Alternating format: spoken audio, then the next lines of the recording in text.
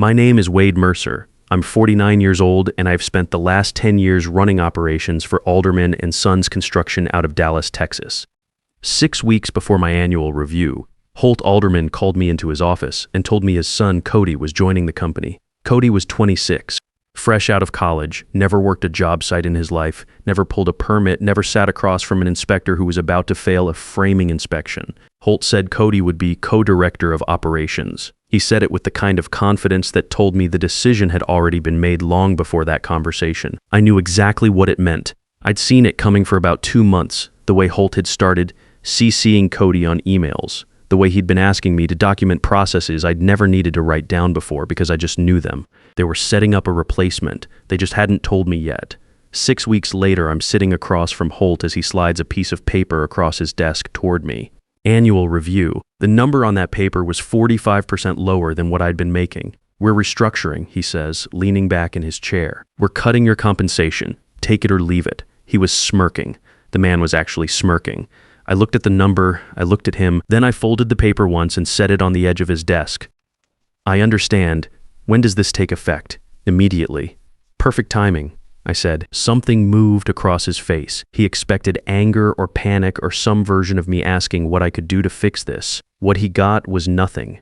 That confused him more than anything else would have. What Holt Alderman did not know was that 4 weeks earlier, I'd had coffee with Iris Beaumont. Iris runs Beaumont Infrastructure Group. She'd been watching the work coming out of Alderman for a long time, not Holt's work, mine, because in this industry, the people who actually deliver know exactly who is doing the delivering, even when someone else's name is on the contract.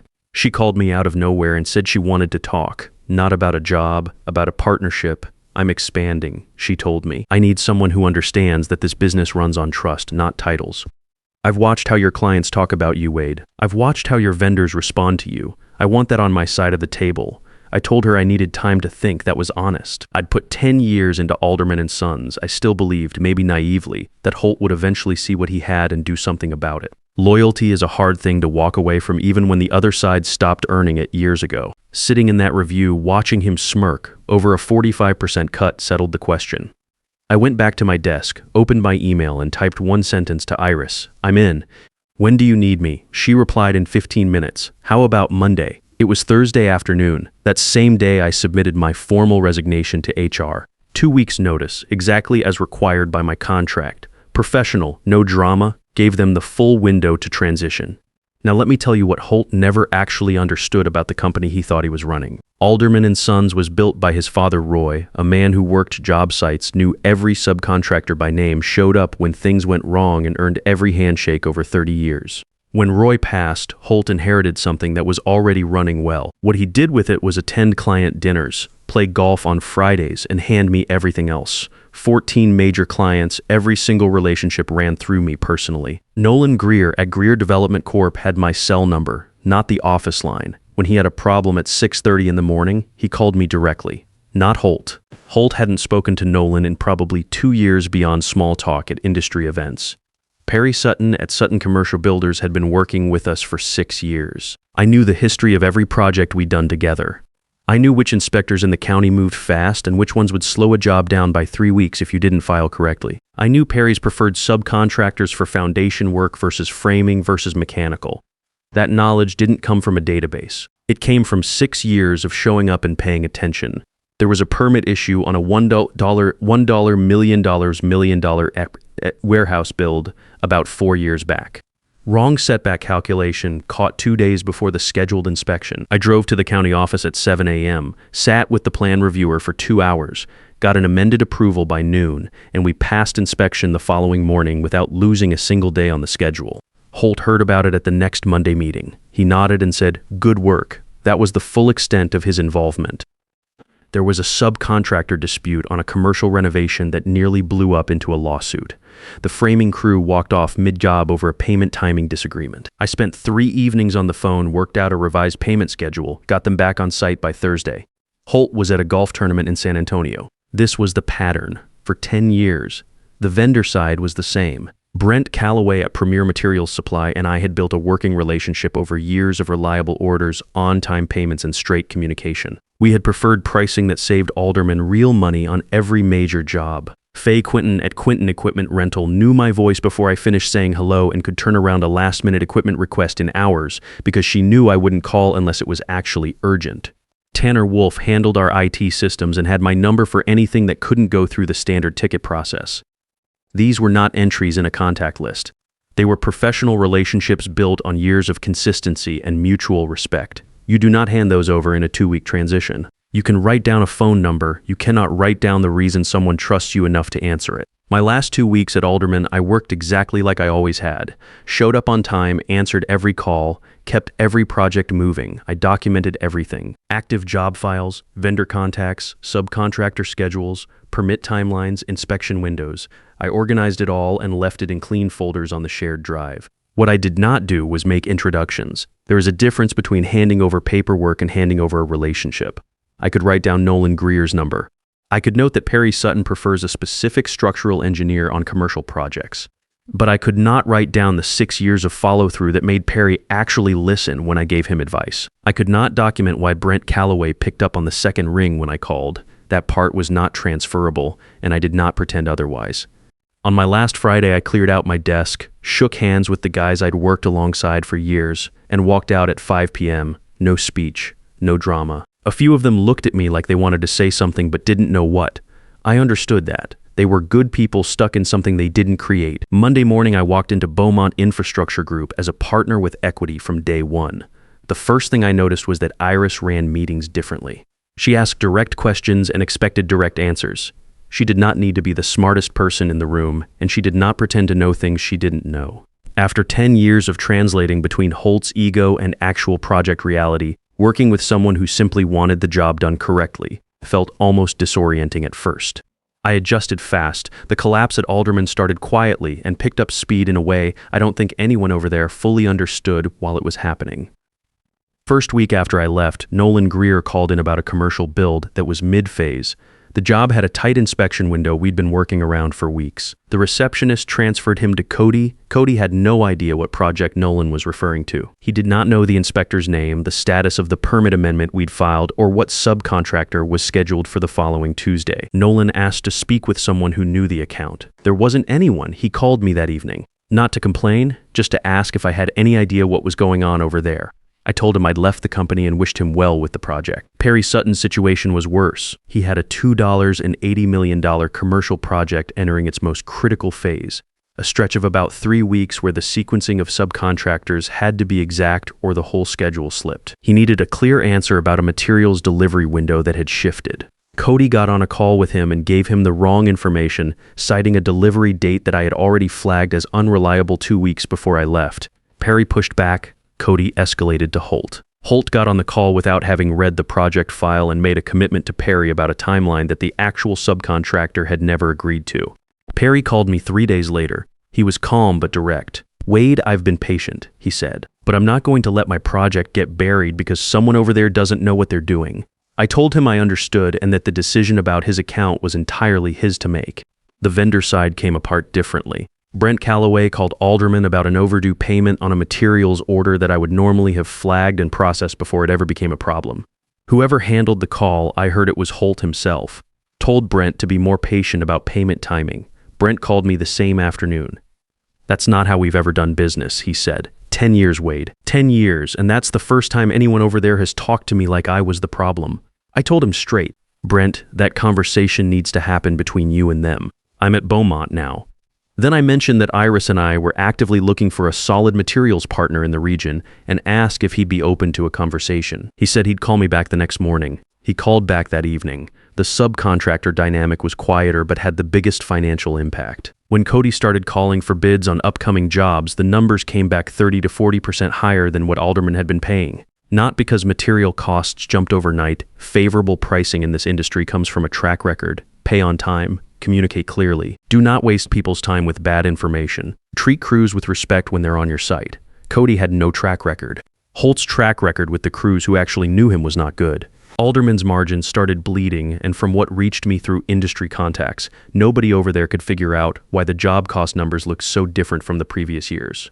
The answer was simple. The relationships that produced those numbers had walked out the door with me, and nobody had noticed that until the invoices started coming in. 8 weeks after I left, Holt called me directly on my cell. He said he wanted to discuss bringing me back. He offered my old salary plus a 10% increase. Said they needed continuity and that the transition had been rower than expected. I thought about the smirk. I thought about 10 years of 6 a.m. calls and saved projects and vendor relationships built one conversation at a time, and the way he had slid that paper across his desk, like he was doing me a favor by still employing me at all. I replied by email, 2 sentences. Thanks for reaching out, Holt. I'm not available. I did not need another word. The email was its own answer. At Beaumont, things were moving faster than either Iris or I had projected. Perry Sutton called Iris directly about 3 weeks after that $2.8 million project went sideways on Alderman's end. He did not ask me to recruit him. He simply said he was frustrated with his current firm and wanted to know if Beaumont was taking on new clients.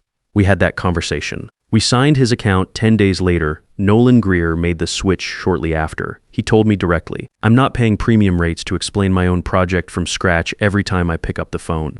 He had been a client of Alderman for 6 years. He made the move without any persuasion from me. He just knew where the actual work had been coming from all along. Brent Calloway became our primary material supplier within the first month. Faye Quinton at Quinton Equipment Rental reached out after hearing through the subcontractor network that I had moved. She asked if Beaumont needed a reliable equipment partner. We did. 3 project managers from Alderman gave proper notice and came over to Beaumont inside of 2 months. I did not approach any of them. Word moves fast in a regional construction market. People who are good at their jobs do not stay in a failing operation when a better option is visible. All 3 of them had given full notice, cleared any legitimate contractual obligations, and came in ready to work. Each one brought deep knowledge of the local subcontractor pool, the county permit offices, and the inspection schedules across 3 surrounding counties. That kind of institutional knowledge takes years to build and cannot be purchased. By month 4 at Beaumont, Iris and I had signed 7 new accounts. 4 of them were companies that had previously worked with Alderman. None of them were recruited. All of them made contact on their own after receiving a level of service from their current firm that reminded them of what they had lost when I left. The business was not built on Alderman's failure. It was built on the same thing it had always been built on. Show up, know the job, do what you said you were going to do. Return calls the same day, treat subcontractors like professionals, and they will move mountains for your schedule. Know the inspectors by name, and they will call you when something can be resolved before it becomes a formal rejection.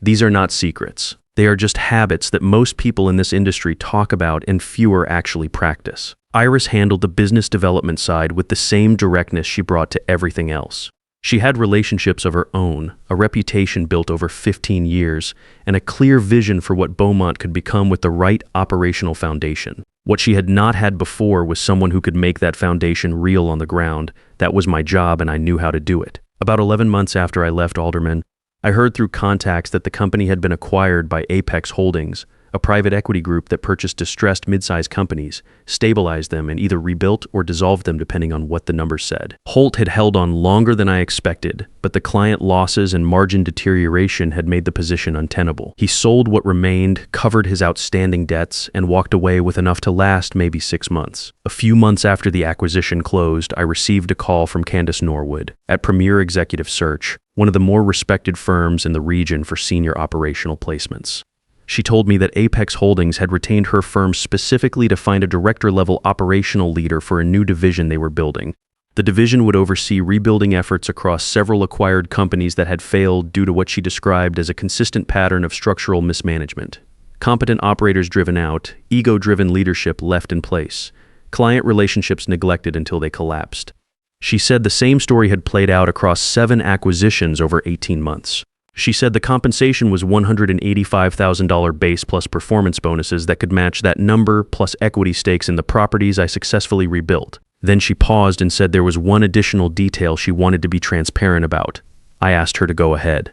She explained that Apex had conducted full due diligence on every company they acquired, including Alderman and Sons. As part of that process, they had interviewed former clients, vendors, and contractors. My name had appeared in nearly every interview as the person who had actually run the operation. Their analysts had tracked the correlation between my departure and the company's decline and built it into their acquisition thesis. They knew exactly who I was and what I had done before they ever called Candace. That was how they knew to ask for me by name. Then she told me the final piece. One of the properties currently under Apex management was a construction firm that had been brought in under a general manager hired by a separate group of investors. That arrangement had failed. Same pattern. Staff leaving, clients frustrated, operations deteriorating. Apex had stepped in and acquired the assets.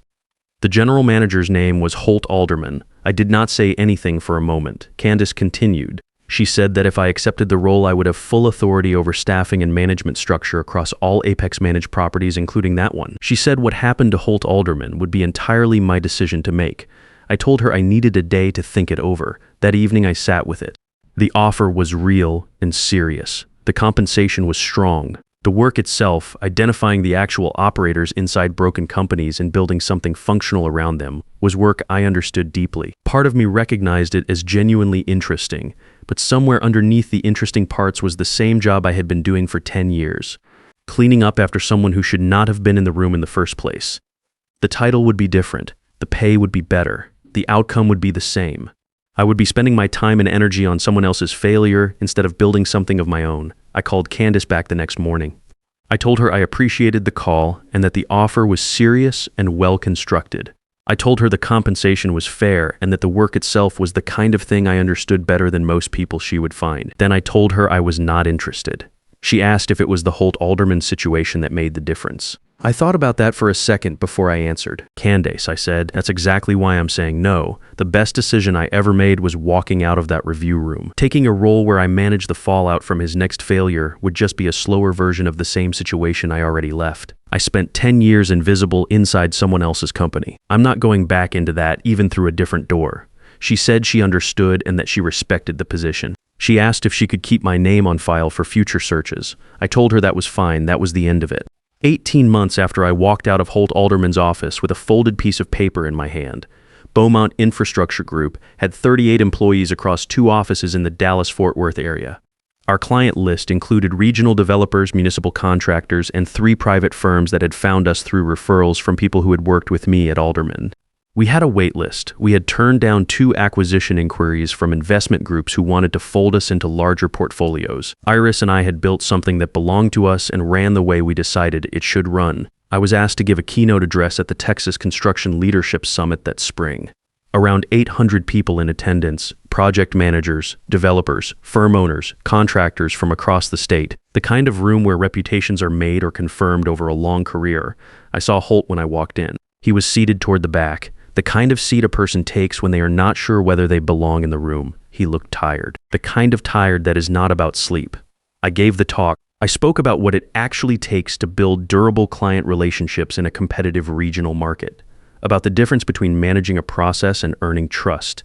About why the operators who do the real work are the ones who determine whether a company survives a leadership transition or collapses under one. Nobody in that room needed me to spell out what I was describing. They had all seen versions of it. Afterward, Holt made his way across the room toward me. I watched him coming and I felt nothing that surprised me. Not anger, not satisfaction, something closer to tired clarity. He stopped in front of me and said, "You destroyed everything my father built." The room nearby had gone quiet the way rooms do when people sense that something real is being said. I looked at him for a moment. "Holt," I said, "I didn't destroy anything. I just stopped fixing everything." He did not have a response to that. I watched him process it and come up empty. After a few seconds, I excused myself and walked back to where Iris was standing with a potential new client from San Antonio. That was the last real conversation I had with Alderman. I have thought about that moment more than once since then. Not because I'm still carrying something from it, but because it clarified something I had been working out for a long time. For years, I told myself that the right move was to keep my head down, keep delivering, and eventually the work would speak loudly enough that someone in that building would recognize what they had. I was wrong about that. Some people are not capable of recognizing what they have until they no longer have it, and by then the information is useless to them. The 45% cut was not an accident or a miscalculation. It was Holt telling me exactly what he thought I was worth after 10 years of evidence to the contrary.